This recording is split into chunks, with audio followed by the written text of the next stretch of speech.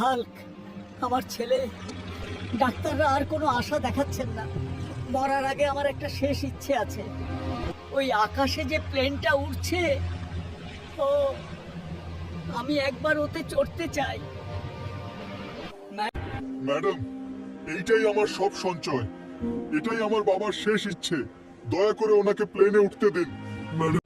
এই ভিখারি, এটা কোনো গরুর গাড়ি না, প্লেন। সিকিউরিটি, এই আবর্জনাটাকে এখান থেকে বের করে দাও।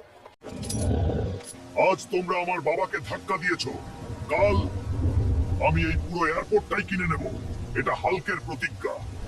বাবা, তুমি শুধু অপেক্ষা করো। তোমার স্বপ্ন পূরণ করার জন্য আমি দিন রাত কাজ করব। আমি কথা দিচ্ছি বাবা। না, আমি এভাবে মরতে পারি না। আমি পড়ে গেলে বাবার স্বপ্ন ভেঙে যাবে।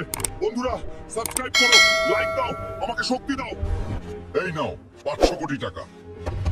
আজ থেকে এই পুরো এয়ারলাইন আমার। এখন এখানে শুধু আমার নিয়মই চলবে।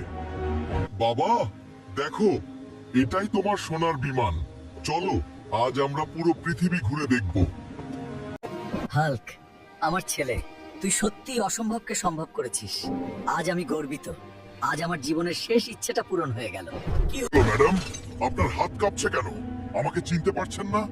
মনে রাখবেন, সময় যে কোনো সময় পরিবর্তন হতে পারে। আজ আমি এই এয়ারলাইন্সের মালিক, আর তুমি বেকার। বেরিয়ে যাও।